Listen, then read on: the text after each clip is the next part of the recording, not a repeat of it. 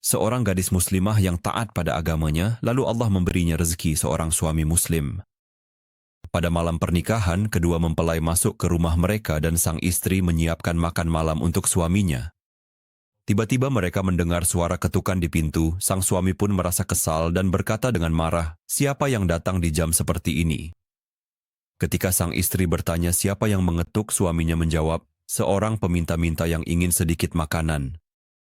Sang suami keluar menemui pria itu, memukulnya, lalu mengusirnya, dan pria itu pergi dalam keadaan lapar, dengan luka-luka memenuhi jiwa dan raganya. Sementara itu sang suami kembali kepada istrinya dengan perasaan sangat gelisah. Tiba-tiba, sesuatu seperti kerasukan menimpanya.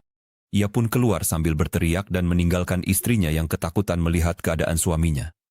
Karena ini adalah kehendak Allah, sang istri pun bersabar dan mengharap pahala dari Allah Ta'ala dan ia tetap dalam keadaannya itu selama 15 tahun. Setelah waktu itu berlalu, seorang pria saleh datang melamarnya. Ia pun menerima lamaran tersebut dan pernikahan pun dilangsungkan.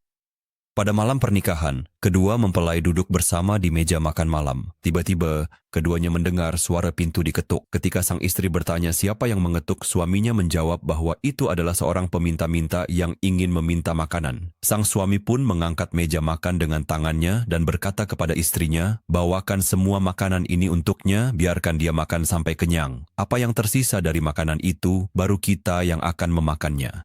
Sang istri pun pergi dan memberikan makanan itu kepada pria tersebut, lalu kembali kepada suaminya sambil menangis.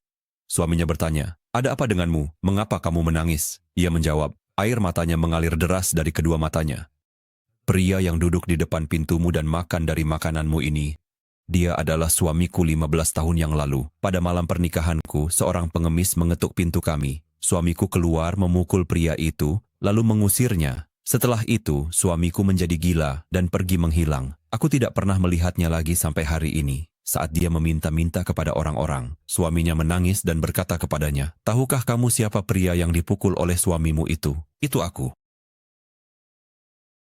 وما أصابكم من مصيبة فبما كسبت أيديكم ويعفو عن كثير وما أنتم بمعجزين في الأرض وما لكم من